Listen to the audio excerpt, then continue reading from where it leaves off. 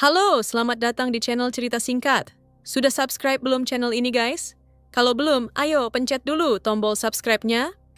Halo guys, balik lagi di Cerita Singkat. Kali ini, Mimin buatin video buat yang udah nungguin kelanjutan episode 4 dari The Last Frontier. Siapin diri kalian karena ceritanya makin seru dan rumit. Sebelum kita mulai, yuk subscribe dulu channel ini guys. Dan buat yang belum nonton episode sebelumnya, link lengkap ada di kolom deskripsi guys. Nah, sekarang kita langsung gaspol ke ceritanya. Episode 4 dibuka dengan memperlihatkan kondisi dua orang napi wanita di tengah hutan.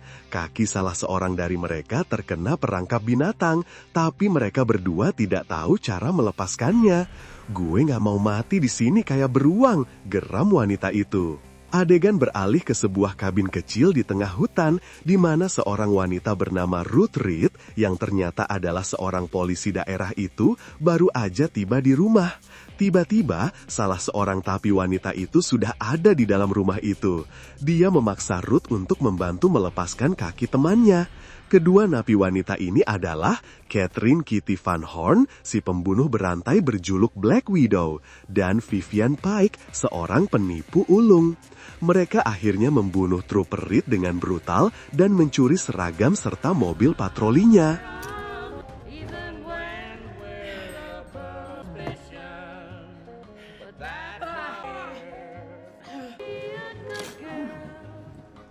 Worry about her. Find a fucking key.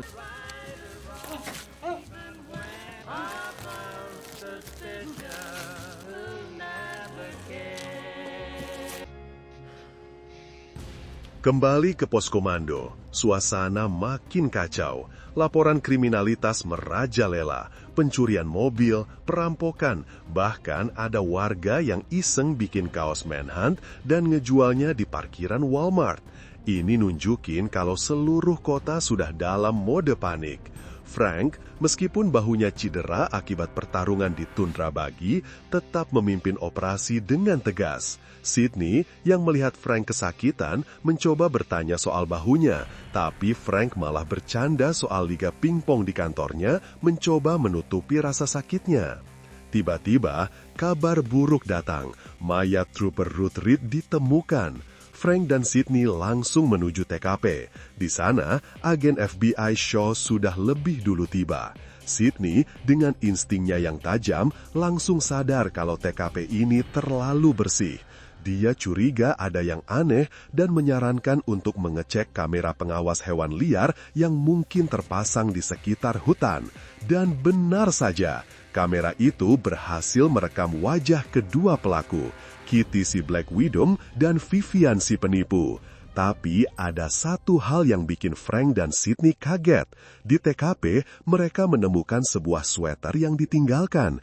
Itu adalah sweater milik Frank yang dicuri Havelock dari rumahnya. Ini berarti Havelock sempat bertemu dengan kedua napi wanita ini. Pertanyaannya, apa hubungan mereka? Sementara itu, Kitty dan Vivian dengan mobil curian berhenti di sebuah restoran pinggir jalan. Rencana mereka adalah kabur. Vivian, si penipu, menunjukkan keahliannya. Dia pura-pura menangis dan membuat keributan, mengalihkan perhatian, termasuk seorang polisi lokal. Di saat polisi itu sibuk menenangkan Vivian, Kitty menyelinap keluar lewat pintu belakang, mencuri mobil seorang pengunjung, dan kabur. Mereka berhasil lolos lagi.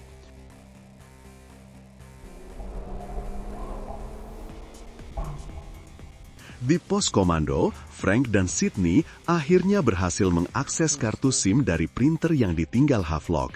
Isinya mengejutkan.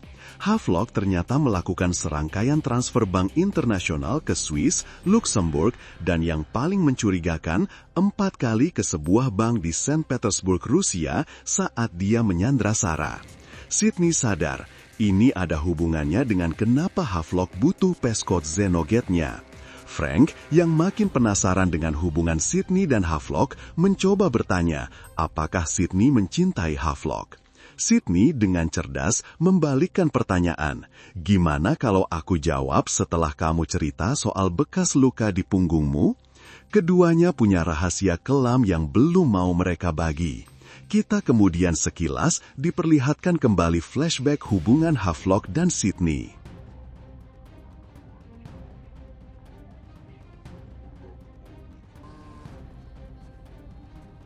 Di tempat lain, warga lokal yang ikut berburu, Shooter dan temannya, sedang beristirahat di sekitar lokasi perburuan. Di sana, mereka bertemu dengan seorang pria misterius yang mengaku capek minta izin untuk bergabung dengan mereka. Pria ini tak lain adalah Havelock yang menyamar sebagai pemburu. Dengan liciknya, Havelock mencuri kunci mobil mereka lalu menawarkan untuk mengantar mereka pulang. Begitu mereka tiba dan masuk ke rumah, Havelock langsung melumpuhkan keduanya dengan brutal. Di situ, dia menghubungi rekannya untuk mengatur langkah selanjutnya. Kembali ke Frank dan Sydney, mereka menemukan petunjuk baru dari TKP restoran. Kitty dan Vivian merobek satu halaman dari buku telepon. Setelah diselidiki, halaman itu berisi iklan Aero Excursions, sebuah perusahaan charter pesawat.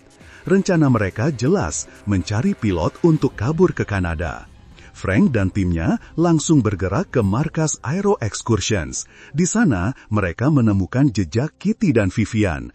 Kedua napi itu ternyata sudah lebih dulu sampai dan menyandra seorang pilot bernama Slade. The fugitives are looking for a pilot to fly them out of... Kitty, yang psikopat, bahkan melukai tangan si pilot untuk memaksanya menurut. Dia kemudian mentransfer sejumlah besar uang ke rekening Slade untuk membeli bahan bakar. Uang itu tentu saja adalah uang hasil kejahatan yang selama ini dia sembunyikan. Di saat Slade dan Vivian ditinggal berdua, Slade mencoba meyakinkan Vivian untuk kabur bersamanya. Tapi Kitty kembali tepat waktu dan hampir saja membunuh Slade ketika Slade berusaha menyerang Kitty untuk melarikan diri. Fugitives. I don't know. Di Puskomando, Sydney merangkai semua puzzle. Jadi, hubungi oleh seorang CIA dan memberikan semua informasi terupdate mengenai Havelock dan rencananya. Ini semua pengalihan isu Frank, katanya. Perburuan ini, para napi yang kabur, semuanya cuma trik sulap. Havelock mau kita sibuk, sementara dia menjalankan rencana utamanya. Dan rencana utama itu mulai terkuak. Hutch, sahabat Frank, membawa informasi dari Bea Cukai. Sehari sebelum pesawat jatuh, seorang pria dengan paspor palsu bernama Vincent Tiago berhasil masuk ke Alaska dari Rusia. Pria ini adalah kurir yang membawa archive 6 dalam bentuk hard drive eksternal. Ternyata, Havelock tidak mencuri arsip itu secara digital. Dia menyewa seorang hacker Rusia untuk mencurinya. Dan sekarang kurir itu ada di Fairbanks untuk menyerahkannya. Kecelakaan pesawat ini direncanakan agar Havelock bisa bebas dan bertemu dengan kurirnya. Tidak lama kemudian, tim mendapatkan informasi keberadaan Vivian. Mereka langsung bergerak dan berhasil menangkapnya. Di ruang interogasi, Vivian, si penipu ulung, memainkan kartu terakhirnya. Dia menawarkan informasi soal keberadaan dan rencana Kitty dengan imbalan kebebasan penuh dan penghapusan semua hukumannya. Sydney yang sadar sedang membutuhkan informasi, akhirnya setuju. Now you can get even by helping us. Frank dan Sydney kemudian berhasil mengejar Kitty dan pilotnya di sebuah landasan pacu darurat. Terjadi kejar-kejaran yang menegangkan. Si pilot akhirnya menyerah, sementara Kitty yang terluka parah mencoba kabur ke hutan. Frank, meskipun didesak oleh trooper lain untuk membiarkan Kitty mati, tetap berpegang pada sumpahnya. Kita bawa dia hidup-hidup, perintahnya.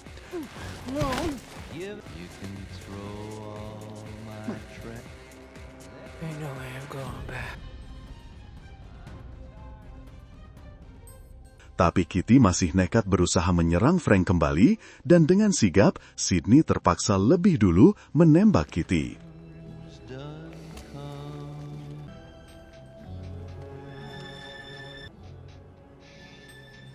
Setelah proses penyerbukan selesai, Frank dan Sydney berbincang di dalam mobil. Di sini Sydney kemudian menceritakan proses pernikahan dia dengan Havelock. Awalnya hanya sebuah penyamaran sebagai suami istri, tapi akhirnya jadi beneran. Jadi, semua biaya pernikahannya dibayarin CIE, guys. Tapi kemudian, mereka menyadari ada yang salah dengan informasi yang diberikan Vivian. I don't know. It's what he does. It's what we do.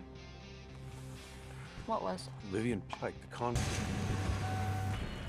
Mereka langsung menemui Vivian yang sudah hampir dilepaskan.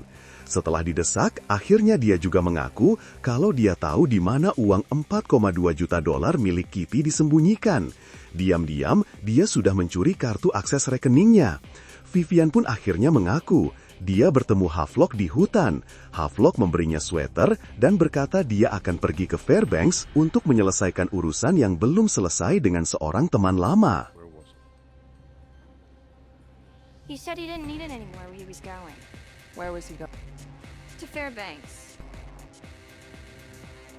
Sementara itu, di kabin Frank, situasi makin kritis.